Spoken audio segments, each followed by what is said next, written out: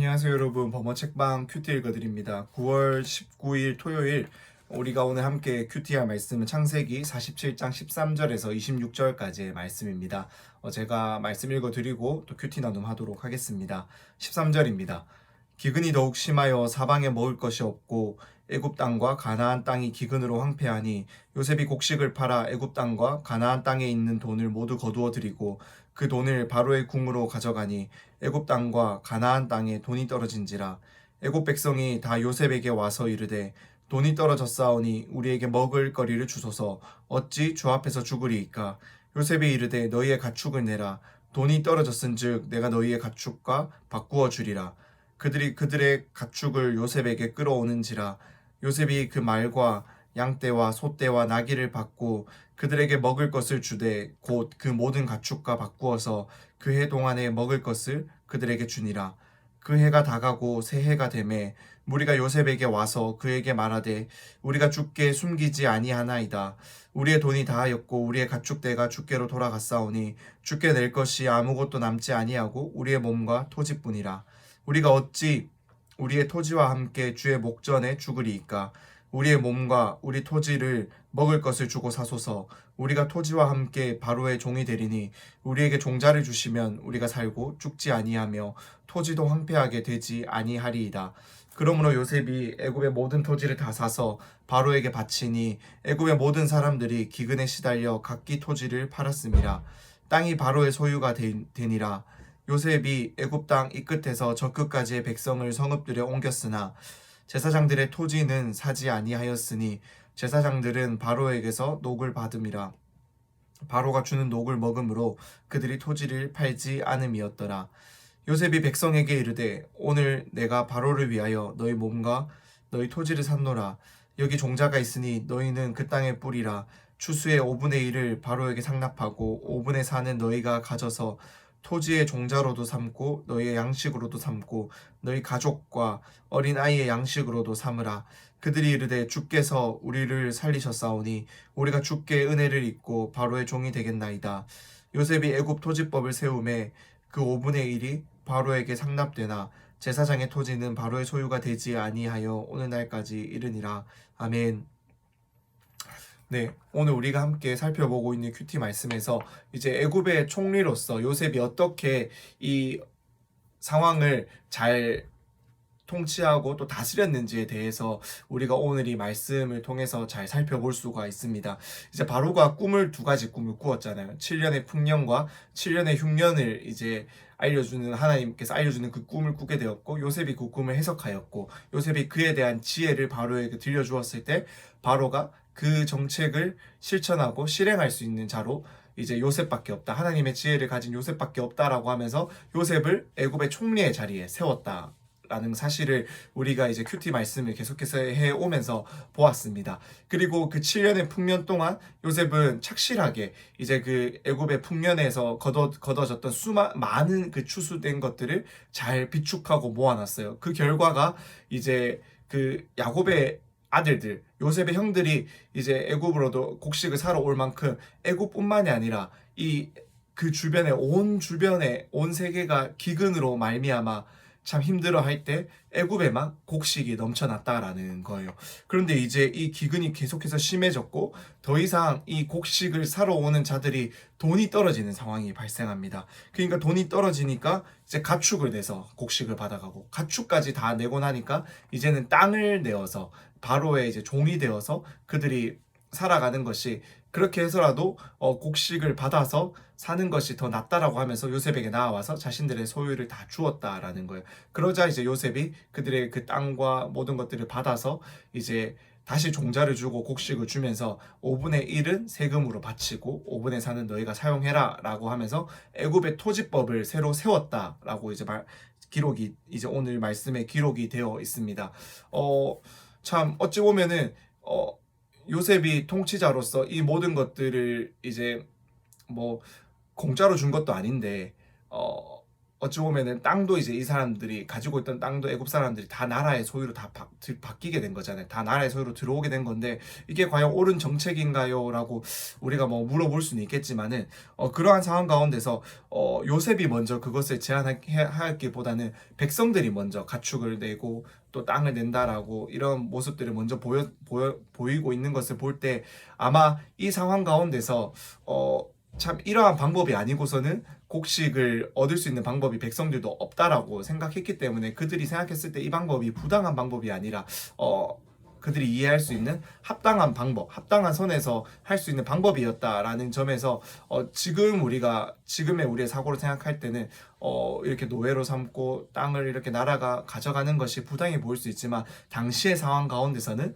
그것이 어찌 보면 이 어려운 상황을 잘 헤쳐나갈 수 있는 가장 적절한 방법이었다라고 우리가 보는 것이 좋을 것 같습니다. 그렇게 해서 요셉이 애굽의 토지법을 세웠다라고 하고 있는데 요셉은 이제 하나님을 경외하는 자였고 하나님과 날마다 동행하는 자였고 이 말씀에서 성경에서 항상 하나님과 동행함으로 말미암아 그 형통함이 모든 사람에게 그 요셉과 함께 주변에 있던 모든 사람들에게 보이는 자였다라고 성경이 기록하고 있었다라는 겁니다.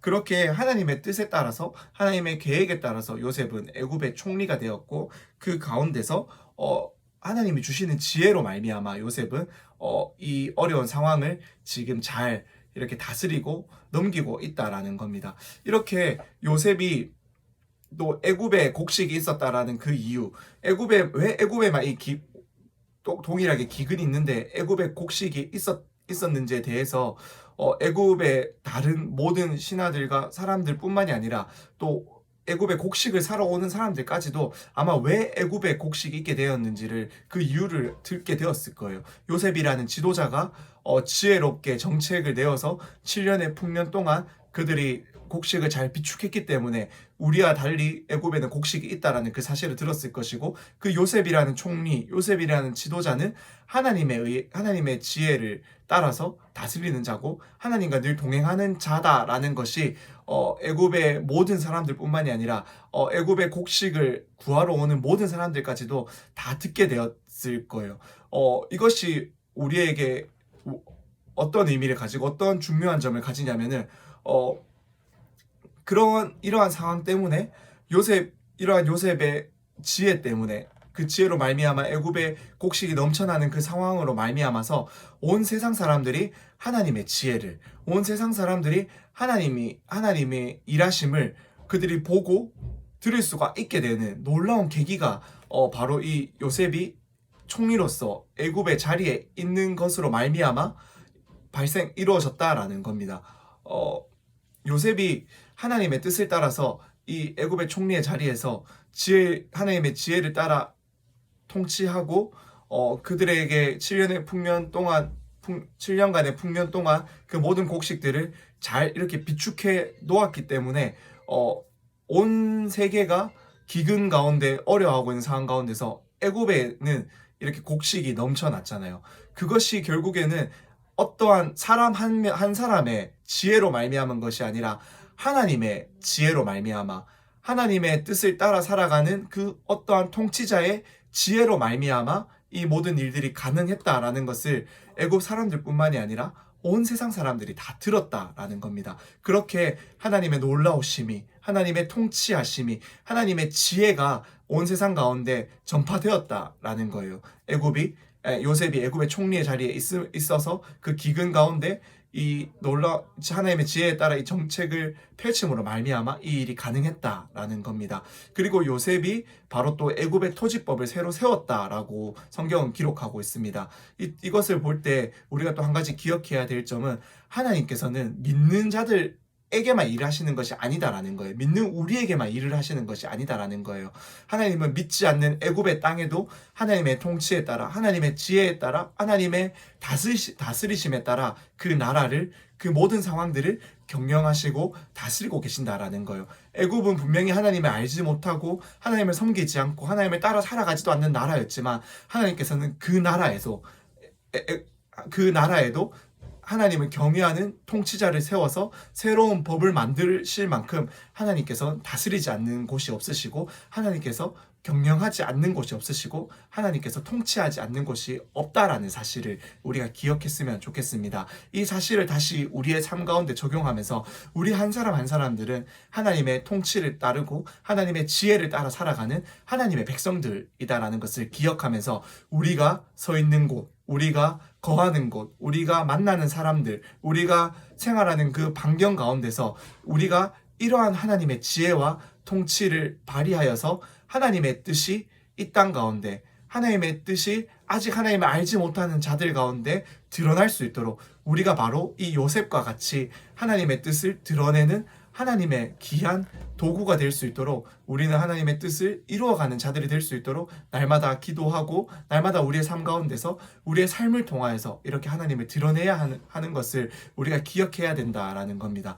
다른 어떠한 것이 아니라 이렇게 요셉처럼 높은 자리에 올라가서 뭔가를 해야만 하나님의 통치가, 하나님의 뜻이 성취되고 이루어지는 것이 아니라 우리의 삶의 그 자리 가운데서 작은 것이지만 친구들과 대화를 할 때, 친구들과 만날 때, 또 어떠한 사람들과 만나고 그들과 관계를 맺을 때, 또 우리가 물건을 사러 갈 때, 누군가와 어떠한 일을 할 때 우리가 정말로 하나님의 뜻에 따라서 하나님을 드러내고 하나님의 그 사랑과 은혜와 진리를 경험한 자들로서 우리의 말과 행동과 표정과 모든 것들 가운데서 그러한 하나님의 일하심을 드러내는 자들이 된다면 그러한 하나님의 통치가 바로 우리의 한 사람 한 사람들의 삶을 통해서 이 땅 가운데 지금도 하나님 알지 못하는 그 땅 가운데, 하나님 알지 못하는 사람들 가운데 세워져 가고 전해져 갈 수 있다라는 것, 바로 우리 한 사람 한 사람들의 삶을 통해서 그렇게 하나님의 놀라우심이 전파될 수 있다라는 것들을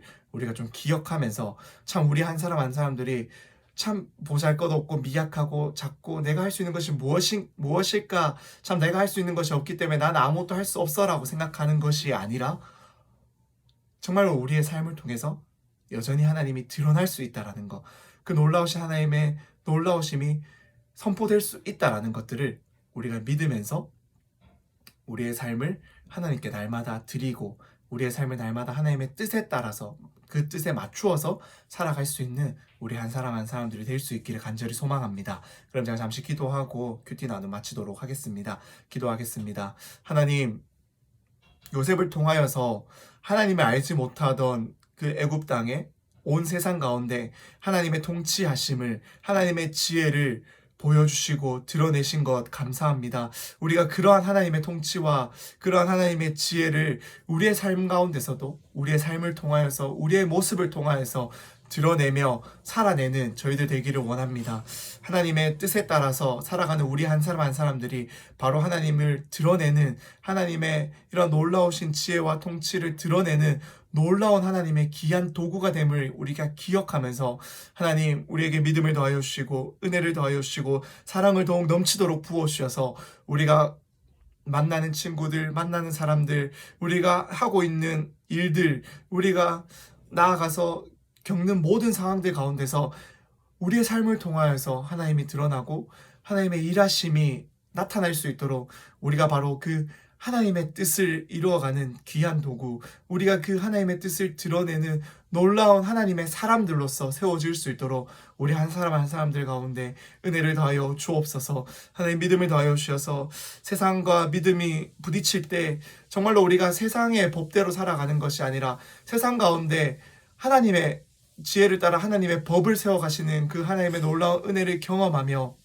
하나님, 우리가 정말로 하나님의 놀라우신 뜻을 드러내며 살아내는 참 그러한 믿음의 한 사람 한 사람들이 될 수 있도록 주님 우리에게 은혜를 더하여 주시고 믿음을 더하여 주셔서 날마다 주님의 뜻을 드러내고 살아내는, 성취하는 그러한 우리의 삶이 될 수 있도록 주님, 우리의 직장과 참 주님 우리의 학교와 주님 우리가 마주하는 모든 사람들 가운데 참 그러한 사람들로서 우리가 세워질 수 있도록 은혜를 더하여 주시옵소서. 예수님의 이름으로 기도드립니다. 아멘.